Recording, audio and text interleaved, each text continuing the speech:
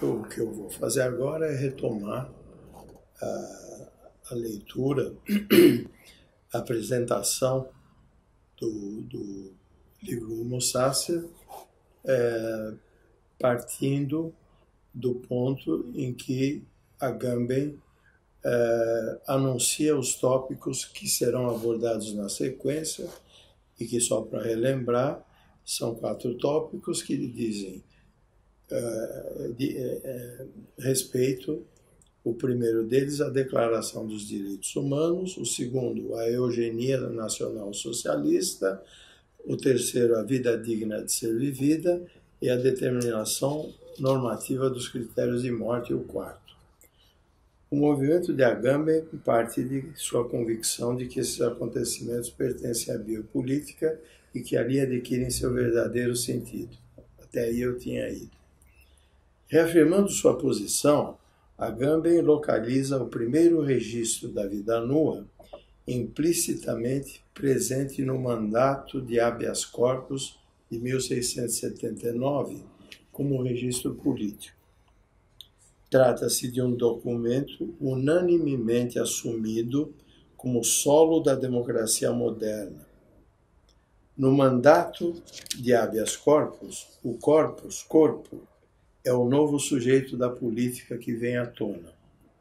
A democracia moderna nasce como reivindicação desse corpo. Habeas corpus é ter um corpo para mostrar. Note-se que o que está em questão é o corpus e não o homem livre, e nem simplesmente homo, gênero homo. O sujeito do habeas corpus assinala também. É uma figura paradoxal, já que ele recupera a soberania sobre o próprio corpo pelo mandato da autoridade. Ele é, nesse enquadre, o súdito soberano. O paradoxo contido nessa expressão não necessita de explicação. O súdito é o sujeito, assujeitado pela soberania, mas é um assujeitado soberano, o que mostra o paradoxo. Vemos surgir um sujeito-corpo, um ser bifronte. Ele é tanto portador da sugestão ao poder soberano, quanto da liberdade individual. Temos, assim, recolocados laços estreitos entre corpo e vida nua.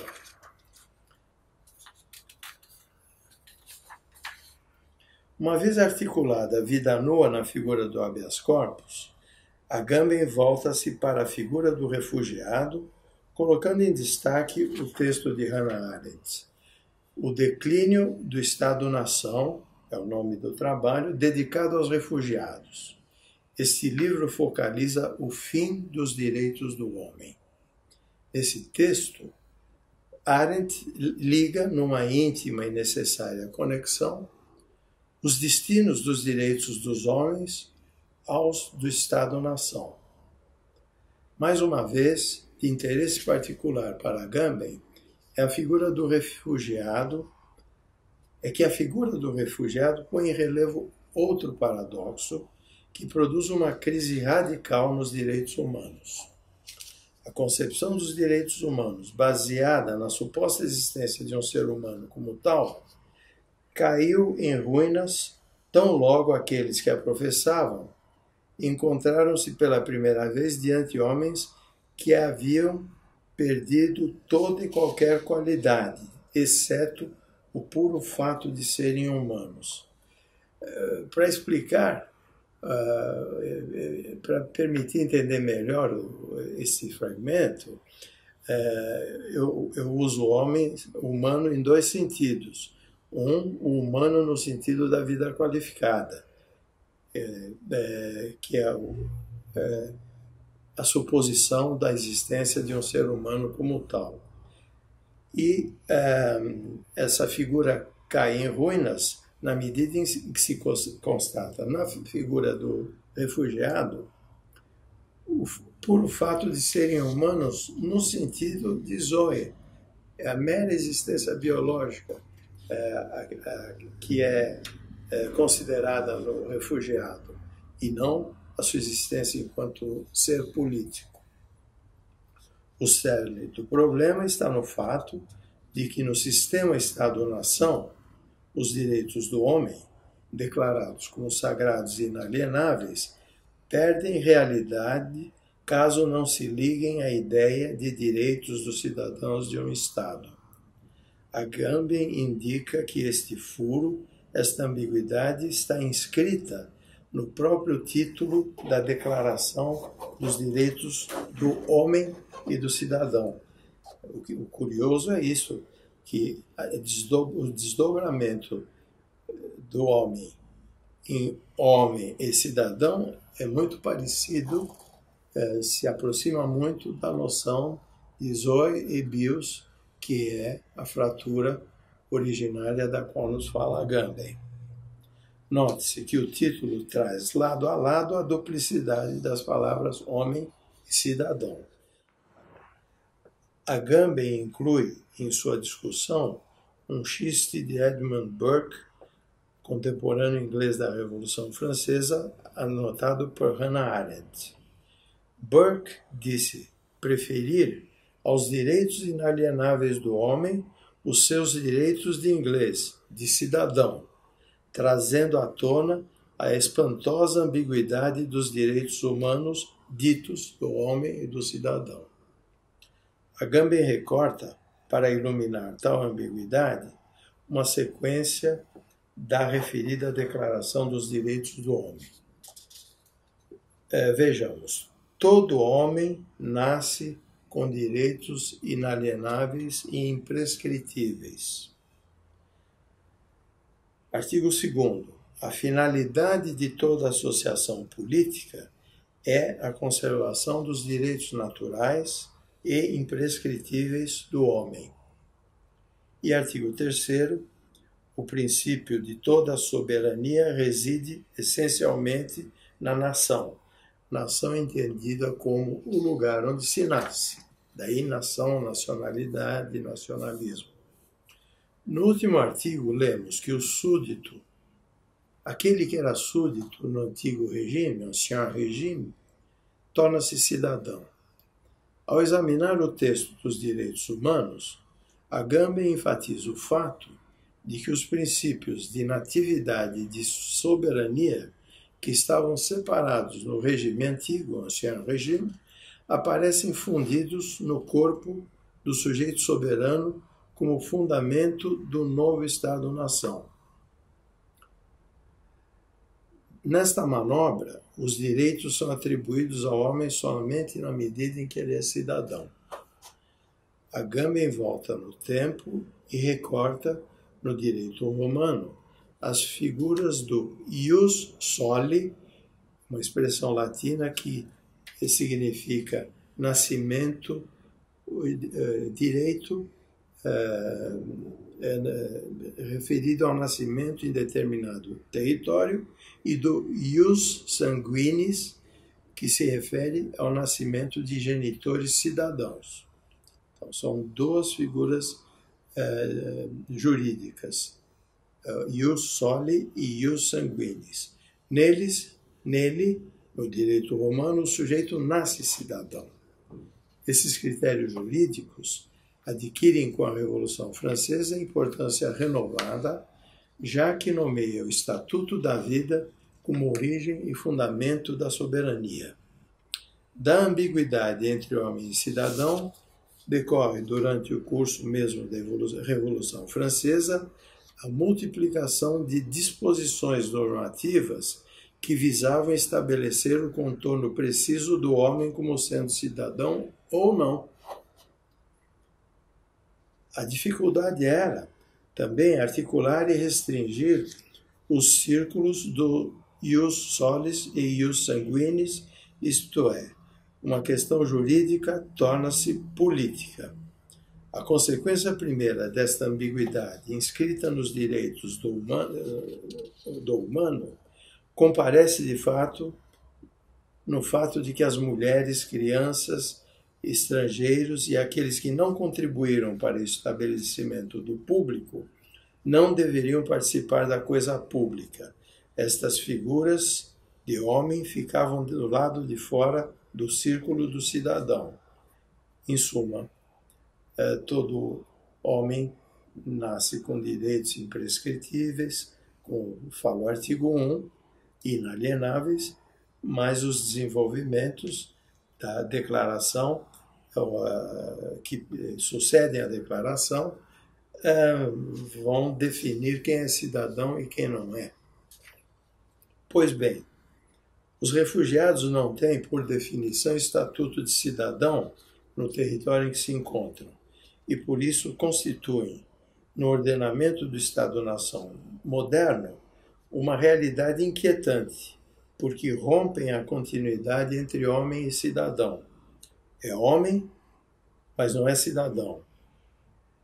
Entre nascimento e nacionalidade, e põe em crise a ficção originária da soberania moderna. O refugiado faz entrever na cena política a vida nua, que é seu secreto pressuposto.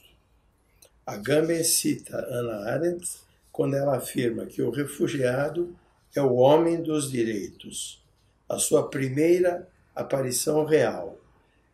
Há que se insistir no fato de que Hannah Arendt chama o refugiado de homem dos direitos como uma ironia,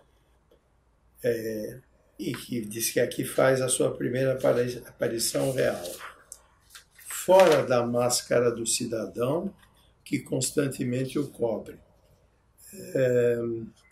levando a situações como desnaturalização em massa e desnacionalização.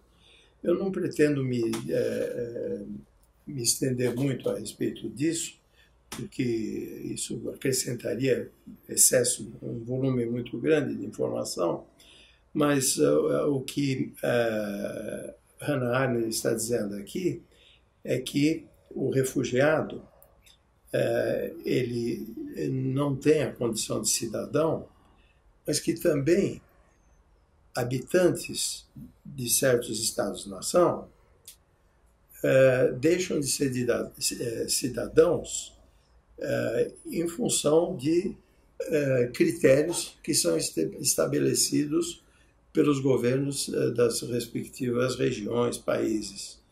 Então, na França, são excluídos da cidadania naturalizados de origem inimiga. Na Bélgica, são excluídos da cidadania, da nacionalidade, cidadãos naturalizados que cometem atos antinacionais. Na Itália, as pessoas poderiam perder a nacionalidade, italianos que perdessem a nacionalidade se fossem indignas da nacionalidade italiana. Da mesma maneira, se pode falar da Áustria e da Alemanha, que nos entornos e durante a Segunda Guerra Mundial retiraram a nacionalidade de alemães que se comportavam de forma a objetar de forma importante aos princípios do nacionalsocialismo. Um item importante a ser considerado diz respeito às vidas que não merecem ser vividas. Como vemos, Agamben vai ampliando o leque de homines sacri e aprofundando os traços da erosão contínua da noção do humano. A questão das vidas que não merecem ser vividas é abordada na sequência. Agamben parte de dois autores alemães, Karl Binding e Alfred Hoche, médico, Binding é jurista, que em 1920 publicaram o livro A Autorização do Aniquilamento da Vida Indigna de Ser Vivida, que colocava em perspectiva a impunibilidade do suicídio, já que o suicídio era concebido como expressão da soberania do homem vivente sobre sua própria existência. Eu diria que esta primeira questão, a impunibilidade do suicídio, ela já se afigura como uma espécie de começo da montagem de um imenso conjunto artificial que vai resultar na possibilidade do Holocausto. Isto porque, em certas religiões, o suicida não pode ser enterrado junto com pessoas que morreram de outras causas. E em alguns países, e talvez no Brasil ainda seja assim, o suicídio, quando ocorre, é aberto um inquérito como se abre inquérito em qualquer crime em que haja morte. Então, o que não existe é a punição do suicida, mas o suicídio é tratado como crime. O que está sendo proposto aqui por esses dois pensadores, um médico e um jurista, é considerar a impunibilidade do suicídio e considerar que o suicídio era uma expressão da soberania do homem vivente sobre sua própria existência. Inclusive deixando de considerar que muitas vezes o suicida está numa situação tão extrema que a sua possibilidade de ser soberano sobre si mesmo, sobre a própria existência, está muito comprometida. Por esse ângulo, então, desses autores, o suicídio não é delito. Mas, ao mesmo tempo, os autores acima afirmam que este ato não poderia passar como juridicamente indiferente. Frente a tal consideração, eles assinalam: não resta ao direito outra possibilidade senão a de considerar o homem vivente como soberano sobre sua própria existência. Aqui a armadilha vai sendo montada.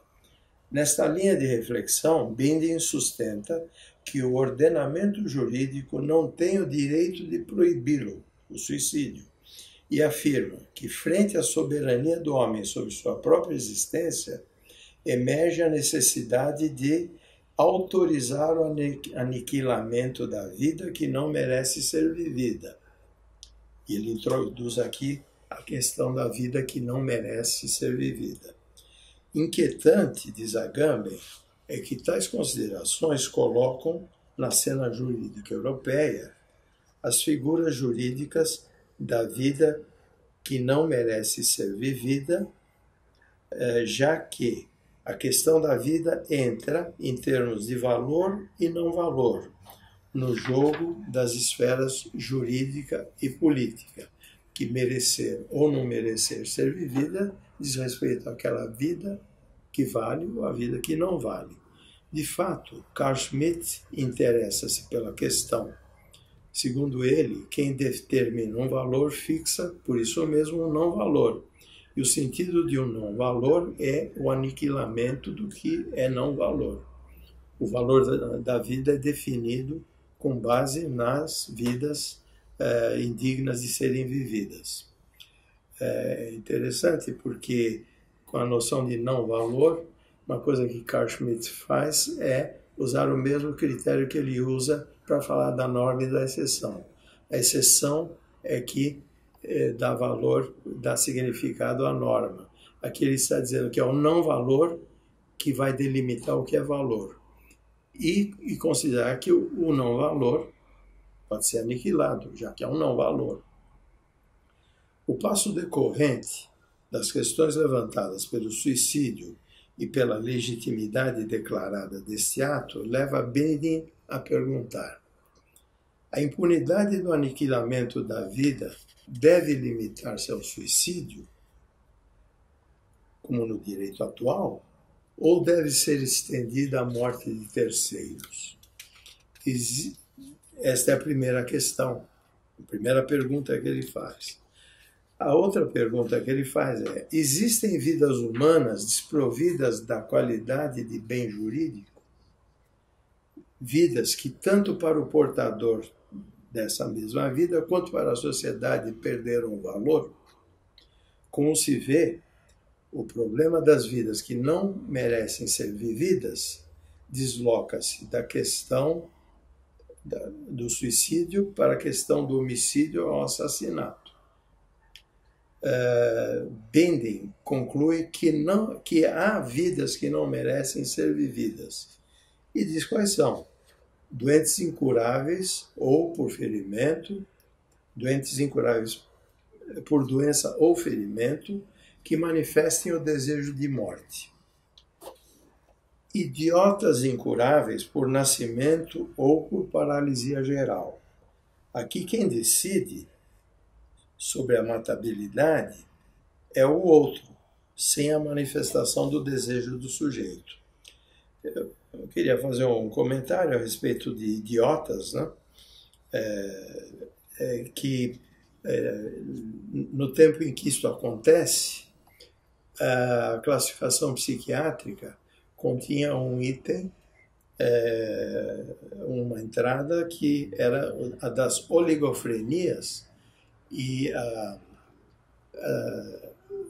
dependendo da profundidade do déficit cognitivo, as oligofrenias eram divididas ou eram classificadas como idiotas, imbecis e cretinos, o que hoje em dia são palavras ofensivas. Naquele tempo eram palavras usadas para definir condições de deficiência mental, que era a expressão que se usava também na ocasião.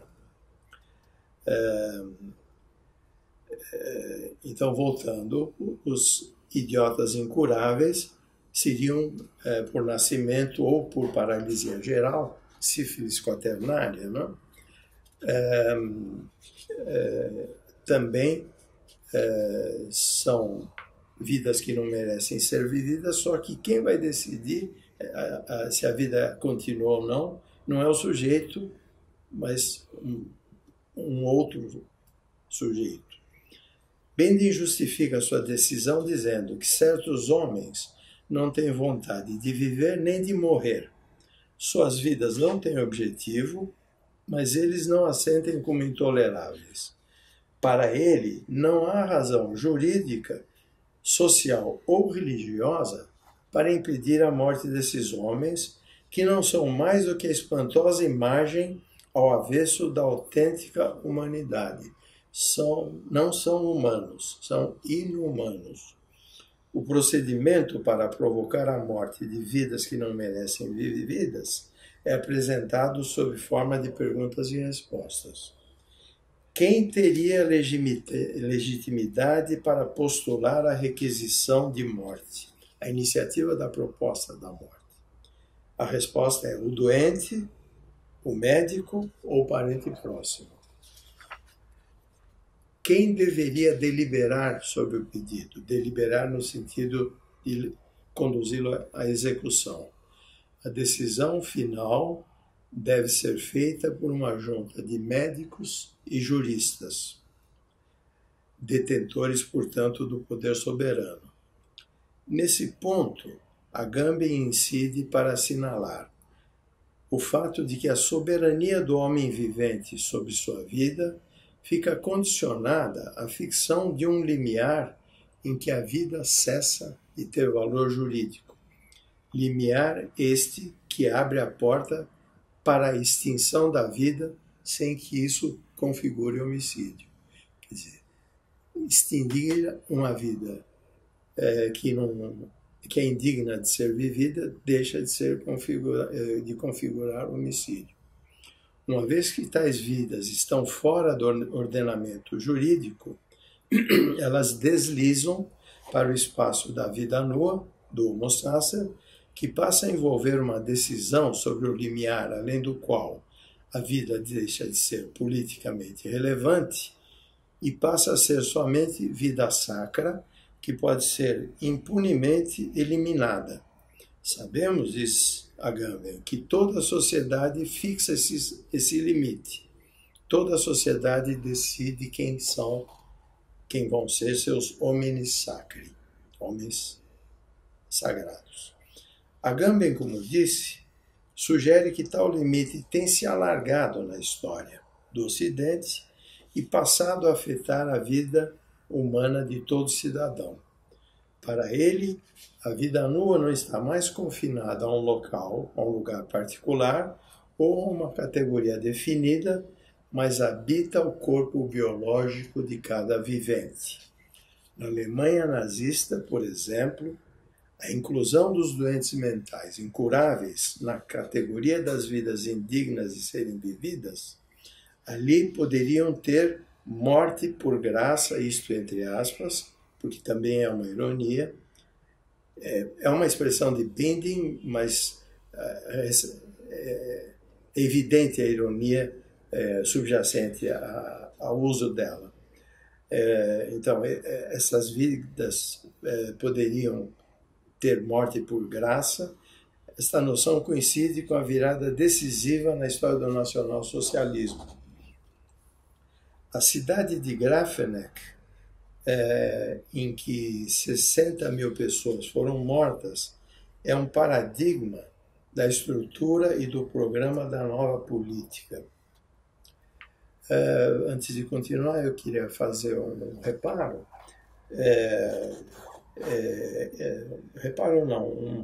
Uma adição para esclarecer que o que foi feito na cidade de Grafenegg não tinha nem um propósito outro que não fosse o de melhorar as condições genéticas do povo alemão.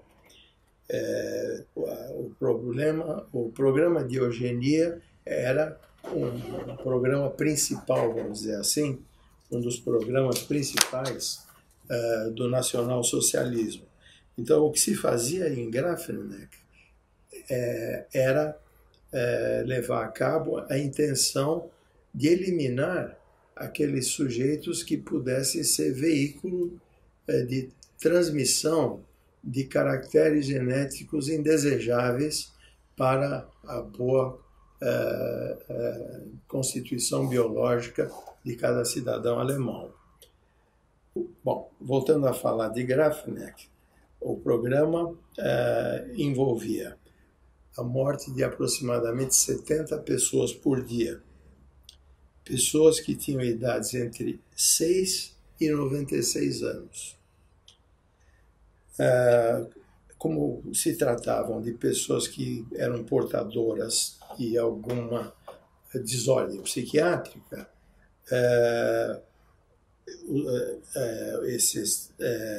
essas pessoas eram submetidas a uma consulta psiquiátrica sumária. Eles acabavam sendo mortos nas primeiras 24 horas da chegada à cidade, e a morte se dava através do uso de barbitúricos e depois do uso de gás. Agamben aponta inconsistências enormes na proposta e no processo todo, porque se trata, antes de mais nada, de eutanásia não necessária. Existiam leis que, impedindo certas uniões, certos matrimônios, poderiam perfeitamente fazer a prevenção de doenças hereditárias. Então, praticar estas exclusões, estas eliminações em nome da eugenia não fazia sentido.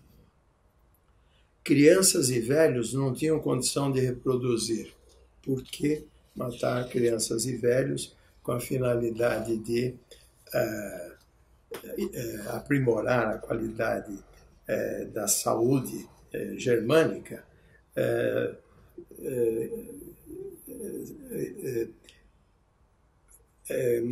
Por que matar sujeitos incapacitados para a reprodução? Outro fator importante é que a eliminação do fenótipo era desnecessária do ponto de vista eugênico. Somente o patrimônio genético é que estaria implicado no programa genético, no programa eugênico.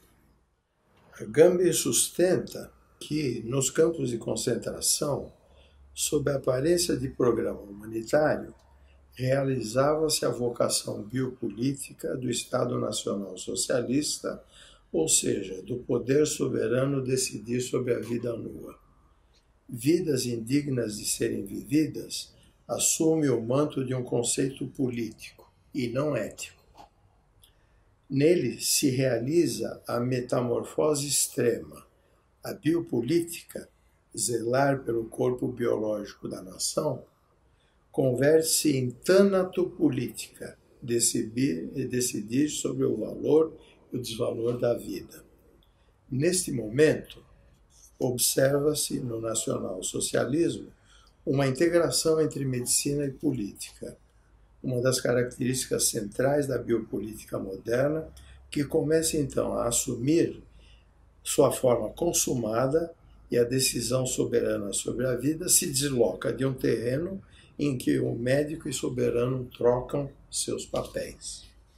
A figura da vida que não merece ser vivida, mostra Agamben, foi estabelecida em 1920, no início do governo de Weimar.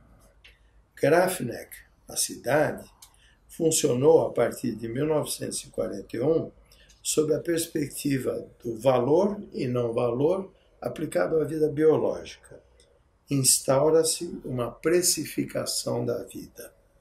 Agamben comenta ter sido apenas no início do século XX que, por meio da aplicação de teorias de cunho liberais que dominavam a economia, a Alemanha chegou a considerar o valor dos homens e defini-los em marcos. Assim, enquanto a riqueza nacional alemã foi estimada em 310 bilhões de marcos, ao lado dela foi calculada uma outra riqueza vivente, avaliada em 1 trilhão e 61 bilhões de marcos. Estamos aqui, obviamente, na passagem do estado de território para o estado de população formulado por Foucault. Para além disso, este patrimônio vivente torna-se a base de uma nova política que passa a estabelecer o balanço dos valores vivos de um povo e que se propõe a assumir os cuidados do corpo biológico da nação. Os princípios desta nova biopolítica passam a ser ditados pela genética, pela eugenia, melhora da raça, que é uma aplicação absurda dos conceitos da eugenia que se aplicam apenas ao mundo vegetal e animal e que não tem aplicação absolutamente à espécie humana. A raça, diz ele, a raça, se diz, é a herança genética e nada mais que isso. Raça é, então, importante, um grupo de seres humanos que apresentam certa combinação de gêneros homozigotos que faltam aos outros grupos. O que eu quero enfatizar aqui é a noção de que aos outros grupos humanos que não germânicos faltam certas combinações genéticas, o que faz pensar que não se trata de diferenças de combinações genéticas produzindo diferentes combinações somáticas, mas que se trata de um déficit genético. Faltam a esses grupos certa combinação genética. Está aqui implicada a noção de superioridade do povo germânico. A mais rigorosa formulação de biopolítica da ideologia nacional socialista é enunciada da seguinte maneira pela mais alta autoridade alemã: o novo Estado não conhece outro dever além do cumprimento das considerações necessárias à conservação do povo. Hitler. Estas palavras do Führer afirmam que todo ato político do Estado Nacional Socialista deve servir à vida do povo. Sabemos hoje, pontuou Agamben, que a vida de um povo é garantida quando as qualidades sociais e a saúde hereditária do corpo popular são conservadas. A novidade da biopolítica moderna consiste na garantia de que o dado biológico seja diretamente biopolítico e vice-versa. Diz Verschuer: a política consiste em dar forma biológica à vida de um povo. Segundo ele, a herança biológica é certamente um destino. A herança biológica que nos foi atribuída e que devemos cumprir. O totalismo do século XX encontra seu fundamento nessa identidade dinâmica entre vida e política. Agamben assinala que quando a vida política, divididas na origem, voltando à noção de Zoe e Bios, e articuladas entre si através da terra de ninguém, do estado de exceção, na qual habita a vida nua, tendem, vida e política, a identificar-se. Então, toda a vida torna-se sacra e toda a política torna-se exceção. Nesta situação, decorrem as leis da prevenção da descendência hereditariamente doente e a lei da proteção da saúde hereditária do povo alemão, levadas a cabo nas políticas de esterilização e pelas regras de proteção de matrimônios cujos frutos pudessem trazer prejuízos à saúde do povo. As leis de Nuremberg sobre a soberania do Reich, com as quais o regime nazista transformou os judeus em cidadãos de segunda classe, vetavam, como se sabe, o matrimônio entre judeus e cidadãos de pleno direito, cidadãos de sangue ariano. Como foi anunciado antes, essa segunda parte da obra de Agamben prossegue tratando da questão que ele chama de desumanidade humanitária, e que diz respeito às cobaias humanas. Então, prosseguindo na sua investigação a respeito das consequências da politização, despolitização da vida, Agamben aborda a questão das cobaias humanas no Estado Nacional Socialista. Ele nos reporta, para isso, as correspondências trocadas entre Himmler e um Dr. Roscher e destaca uma passagem em que este médico pergunta a Himmler se seria possível, entre aspas, dispor de 2 ou 3 delinquentes de profissão para dar andamento às investigações sobre condições às quais estariam expostos os soldados alemães. Tais experimentos não poderiam ser conduzidos em animais porque os resultados produzidos em animais dificilmente poderiam ser aplicados com propriedade dessa forma. E que, portanto, ele pedia que Himmler lhe mandasse 2 ou 3 delinquentes por profissão para fazer esses experimentos. E esses experimentos diziam respeito a algumas condições.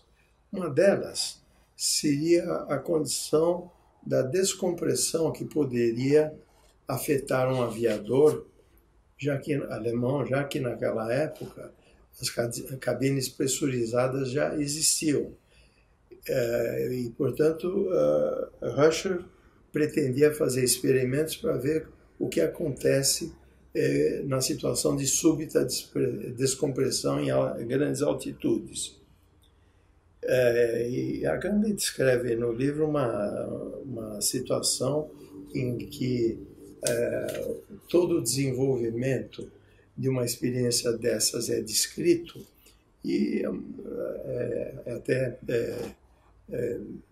diria talvez de não muito bom gosto nesse momento falar dessa experiência, mas ele fala de uma mulher judia de 37 anos que é submetida subitamente à descompressão numa câmara de compressão, de descompressão, e que vão sendo descritos os momentos da experiência, que dura aproximadamente meia hora, um pouco menos que isso, em que nos primeiros momentos a paciente vai tendo uma diminuição da frequência respiratória, depois a frequência circulatória, a frequência cardíaca vai caindo, e esses parâmetros vão sendo controlados, dada a diminuição das frequências respiratórias e circulatórias, a cabeça da paciente pende para um lado, não é uma paciente, é uma cobaia, não? Pende para um lado, ela fica cianótica, a frequência respiratória cai para 3 a 4 movimentos respiratórios por minuto, e depois de 3 ou 4 minutos a paciente falece, e ele indica depois que é feita uma necrópsia para observar os efeitos da descompressão no corpo da paciente. Eu vou me deter aí, mas foram feitas experiências para observar o que acontecia com situações em que os pacientes os soldados estavam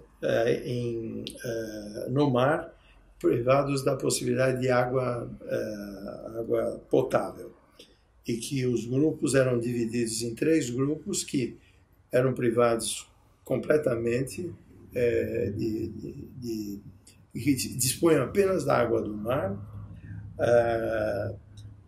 os que eram desprovidos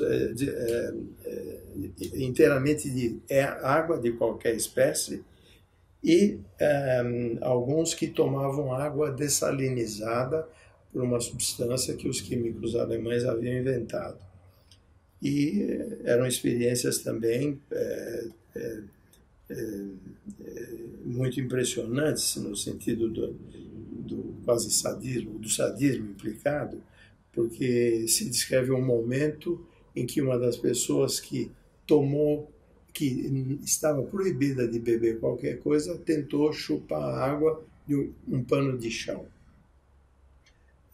E foram feitas experiências também com as cobaias humanas para verificar como eram as condições de sobrevivência em baixas temperaturas. Mais experiências foram realizadas para se testar métodos de esterilização usando cirurgia e radiações, que eram métodos extremamente dolorosos e faziam sofrer extremamente as cobaias humanas.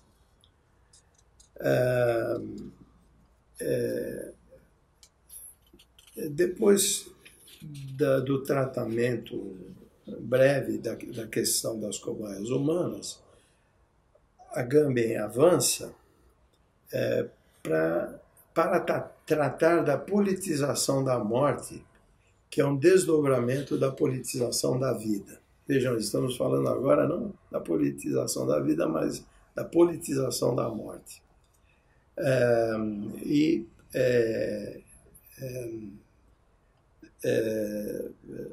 Nesse momento, a Agamben começa a sua exposição fazendo menção a 2 pesquisadores franceses que trabalham com coma, experimentalmente com coma.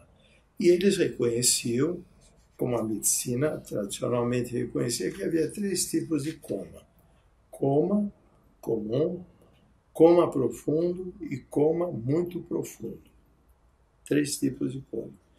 Esses pesquisadores, Mollaret e Goulon, acrescentam um 4º grau do coma, que eles denominaram o coma de passé, que eu coloquei aqui algo como além-coma, o paciente é um além-comatoso, em que há abolição total das funções da vida de relação e das funções da vida vegetativa, que dá margem a um paradoxo, qual seja, aquele em que a vida e todas as funções vitais são mantidas através de novas técnicas de reanimação.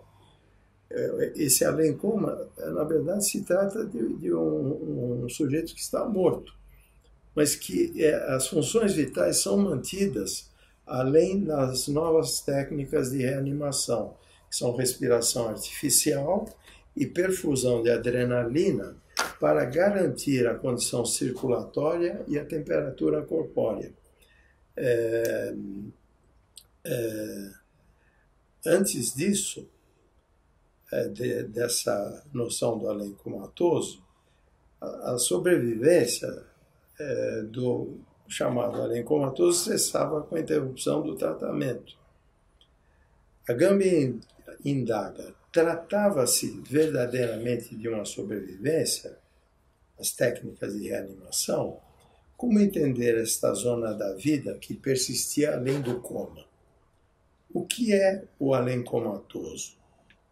Autores do conceito perceberam que o interesse pelo coma de passé ultrapassava o interesse técnico-científico pela reanimação. Perceberam que estava em jogo a redefinição da morte. O além-coma descortinou em vão um vão entre o coma e a morte, obrigando a identificação de novos critérios e a fixação de novas definições.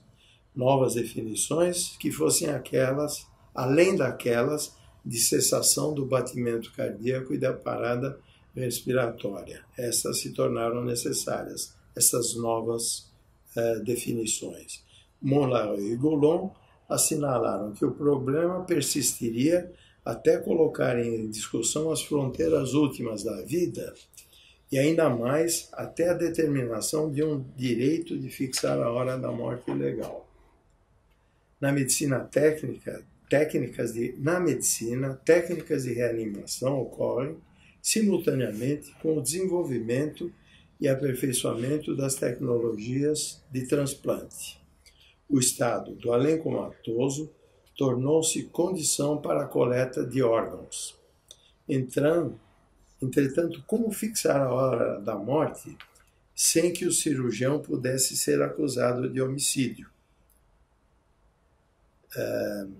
A hora da morte seria quando cessaram todas as funções vitais? A hora da morte seria quando o cirurgião, terminados os seus procedimentos de coleta de órgãos, suprimisse as medidas artificiais de manutenção da vida e ocorresse a parada circulatória e respiratória. Em 1968, uma comissão especial da Universidade de Harvard fixou novos critérios, inaugurando o conceito de morte cerebral, morte do cérebro inteiro, inclusive do tronco cerebral. O paciente seria considerado morto, ainda que continuasse a respirar graças a técnicas de reanimação. A Agamben vai considerar a lógica inextricável desse procedimento. É como se o paciente pudesse considerar que tivesse duas mortes, uma decorrente da condição que levou à morte e a outra morte seria escolhida a hora, o momento e a condição em que a morte ocorreria pela cessação da assistência de recursos técnicos para manter as condições vitais. De fato, diz Agamben, os pacientes brain dead, né, de morte cerebral, eles constituem uma inconsistência lógica patente com aquilo que tem sido aceito até agora como critério válido de morte. A sala de reanimação, onde vem os neologismos aqui, a sala de reanimação onde os neomortos, os além-comatosos e os faux vivants, a expressão francesa para dizer os falsos viventes, oscilam entre a vida e a morte. Essa sala de reanimação circunscreve um espaço de exceção em que surge pela primeira vez em estado puro uma vida nua, integralmente controlada pelo homem e sua tecnologia. Mais uma vez, Agamben enfatiza que nenhum dos casos acima pode ser considerado um corpo natural, mas a extrema encarnação do Homo sacer. Sendo assim, a aposta em jogo é, mais uma vez, a definição de uma vida que pode ser morta sem que se cometa homicídio, como o Homo sacer é insacrificável, no sentido de que a morte não poderia ser a execução da pena capital. Agamben conclui estas considerações afirmando que os cientistas do Estado Nacional Socialista não caminharam suficientemente na politização da vida nua. As democracias modernas, porém, dizem publicamente o que os biopolíticos nazistas não ousavam dizer. Este é o sinal, diz ele, que a biopolítica ultrapassou um novo limiar. Agora, para finalizar, o campo de concentração como nomos do moderno. Aqui, nomos é usado num sentido diferente do que foi usado em nomos basileus. Aqui se trata muito mais de considerar a localização de um território, a posse desse território, eventualmente a introdução de habitantes desse território e o ordenamento jurídico que regeria essas populações. O último capítulo do primeiro volume da série Homo Sacer leva o nome de O Campo de Concentração como Nomos do Moderno e é introduzido de forma contundente com o enunciado: o que aconteceu nos campos supera o conceito jurídico de crime de tal forma que se tem deixado de considerar a específica estrutura jurídico-política em que os eventos foram produzidos. O campo de concentração é o local onde se realizou a mais absoluta condição humana que ocorreu sobre a Terra. Isto é, o que conta para as vítimas e para a posteridade. Agamben, ao invés de deduzir a definição de campo a partir dos eventos que se desenvolveram no campo de concentração nazista, interroga. Antes de fazer as interrogações, queria deixar bem claro que a proposta dele não é de descrever, como já foi exaustivamente descrito, o que aconteceu nos campos de concentração. Todos os relatos escritos e filmados chocantes que é do conhecimento de todos. Ele prefere, ao invés de retornar a isso, deduzir, ao invés de deduzir a definição de campo a partir dos eventos que se desenrolaram lá, interrogar o que é um campo, qual foi a sua porque o campo não deixou de existir, a sua estrutura jurídico-política. Por que os eventos puderam ter lugar aí? É por aí que Agamben aborda o campo. Agamben quer desvelar a matriz oculta, o nomos do espaço político que ainda vivemos. Por isso que ele fala qual é a estrutura jurídico-política e não qual foi. Ele mostra que os primeiros campos aconteceram em Cuba, campos de concentrações em 1896.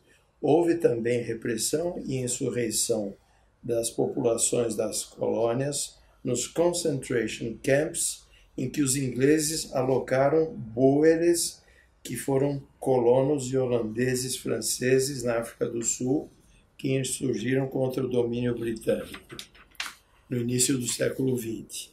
Em ambos os casos se tratava de guerras coloniais, quando a população civil vivia sob estado de exceção. Os campos, portanto, não nasceram do direito ordinário ou do direito carcerário, mas do estado de exceção da lei marcial. A Gambia indica que a base jurídica para o internamento era uma figura jurídica de derivação prussiana, a custódia protetora que visava a segurança do Estado. Tais medidas de custódia foram estendidas para toda a Alemanha e aplicadas maciçamente durante a Primeira Guerra Mundial, assim como nos conflitos que a sucederam. A Gambia lembra que, em 1923, apareceram os primeiros campos de concentração alemães, que não eram campos de extermínios, como realização dos social-democratas. Quer dizer, não foram os nazistas que produziram os primeiros campos de concentração alemães. Neles eram internados militantes comunistas e judeus orientais. A proclamação do estado de sítio, ou estado de exceção, era também o fundamento da suspensão das liberdades pessoais, sempre em nome da ordem e da segurança pública. Nessa linha, a Gambia lembra que, ao longo dos anos, os governos de Weimar proclamaram várias vezes o estado de exceção de duração de até 5 meses. Os nazistas tomaram o poder em 1933 e, em seguida, proclamaram um regulamento para a proteção da nação e do Estado, que suspendia amplamente e por tempo indeterminado as liberdades pessoais. Esse decreto permaneceu em vigor por 12 anos, tempo de duração do Terceiro Reich. Embora implicitamente baseado na fórmula do estado de exceção, o texto desse decreto não continha a expressão estado de exceção. Importa a este respeito que o estado de exceção deixa de ser explicitamente referido a uma situação externa e provisória de perigo ao Estado e passa a confundir-se com a própria norma, deixa de ser exceção. De fato, os juristas nacional-socialistas entenderam a situação como um estado de exceção desejado. Diziam eles, o decreto coloca em existência um estado de exceção desejado com vistas à instauração do Estado Nacional Socialista. O chefe da Gestapo, Dils, chegou a afirmar: não existe origem alguma, nem instrução alguma para a origem dos campos. Estes não foram instituídos, mas um dia vieram a ser. A Gambia conclui que o campo de concentração é o espaço que se abre quando o estado de exceção se torna a regra. Assim, a proteção da liberdade, que é mencionada na custódia protetiva, mostrou-se ser orientada, na verdade, para a não suspensão da lei de emergência, para a manutenção do estado de exceção. O campo estabelece o paradoxo, qual seja, ele é um pedaço de território colocado fora do ordenamento jurídico, mas não é, por isso, um espaço externo. Aquilo que nele é excluído é, segundo a etimologia do termo exceção, incluído através da própria exclusão. O Führer, o soberano que instaura o Estado Nacional Socialista, ele não decide a exceção em função de um perigo, não toma a decisão como uma medida de direito a partir de um fato. Direito e fato se tornam indistinguíveis. O campo é, a rigor, um híbrido de direito e de fato. Por esta razão, no campo tudo é possível. Sendo assim, o campo é concebível como paradigma do espaço político, no ponto em que a política se torna biopolítica, em que o Homo sapiens se confunde virtualmente com todo cidadão. Procurei acompanhar de perto a argumentação cerrada de Agamben e puxar o fio central da sua reflexão, que passo a passo ilumina a trajetória da degeneração progressiva da noção clássica de política e da erosão da ideia do humano. Não é outra coisa que se pode retirar de sua exploração arqueológica, que culmina na afirmação de que o campo é o paradigma do espaço político, no ponto em que a política se torna biopolítica e em que o Homo sapiens se confunde virtualmente com todo cidadão. Obrigado.